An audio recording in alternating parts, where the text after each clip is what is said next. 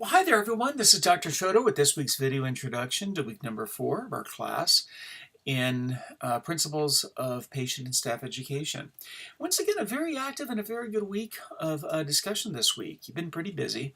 The discussions, of course, focused primarily on leadership styles and the different types of leadership styles that are important and pertinent in nursing education. And as I said last week, this is really important because nursing educators in a hospital are always, or they should be anyway, should always be on the leadership team for the hospital and the units in which they work. So understanding the type of leader that you are and the type of leadership that works well is and works best with getting followers behind you is really pretty important. One of the concepts that come up, of course, is different terms and different models that you had reviewed. There's many different models that are used to describe both communication and leadership and teaching. Probably the one that really best fits, and the two most general categories are transformational leadership and transactional leadership.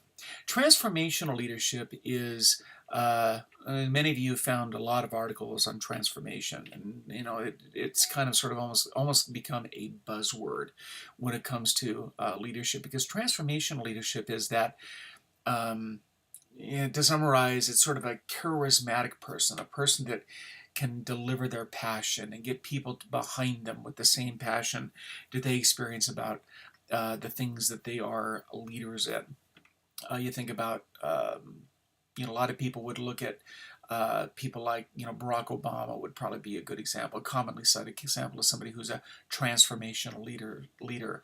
JFK, John Kennedy, Martin Luther King. These are all examples of sort of the big leaders, the big, the big who's who of leadership, I guess I would say. Those are examples of transformational leaders, people that you hear them speaking, you say, yes, I want to be like that.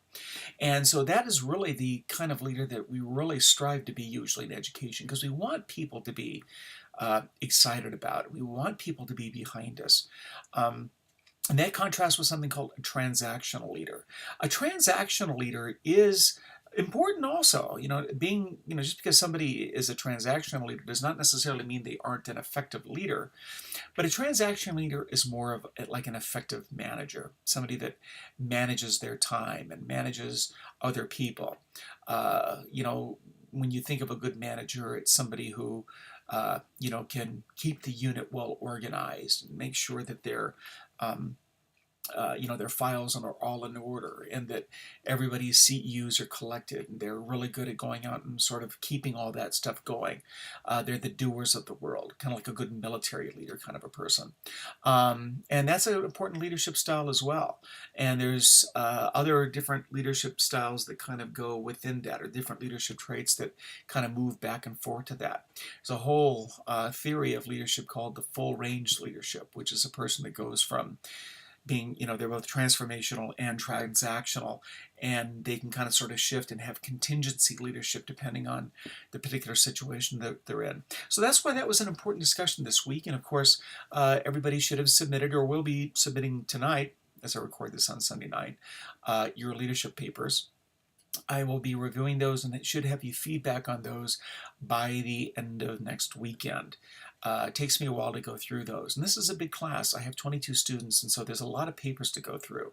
And so it takes a while to grade all those papers, so bear with me with that. But by next Sunday, I should have them all parsed out. You should have feedback and the discussion question feedback.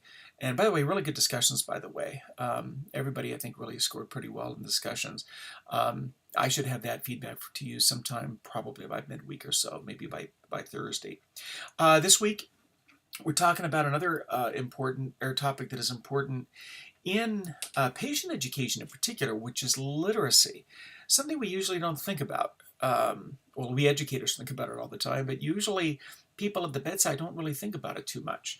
I like to, when I start to talk about this topic, I always think of one of my poor students who just a few months ago, I was in a clinical, and the student was giving a patient our blood pressure medication, and the patient, looked at it and was like, "What's this medication for? How does it work?"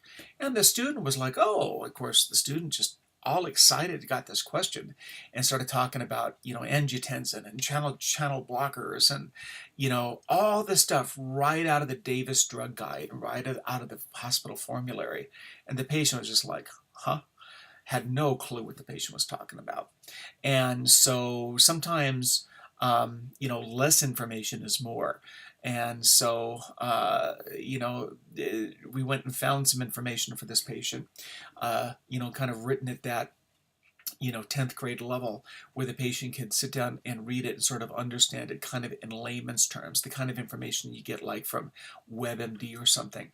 So understanding how to write that kind of health education for patients and meeting all the guidelines. There's a lot of rules with Medicare about the font size and the reading level. And so your discussion question this week is to talk about literacy, and you're given a health literacy scenario that you will address in the usual discussion question format.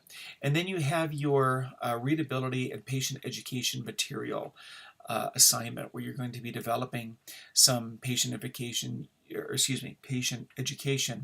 using the templates that are included in the Bastable text, and be posting those as an assignment this week. So as always, the written assignments are due by Sunday. Initial discussion questions due by Wednesday, with 2 responses to peers on different days due throughout the week. And so I think that pretty much wraps it up. So once again, everybody have a great week. If you have any questions, please let me know. I'll be participating in the discussion questions with you again. Primarily, though, I'll be spending a lot of time grading those papers, so you'll be getting some feedback on the papers this week, and I look forward to seeing you in discussion forums.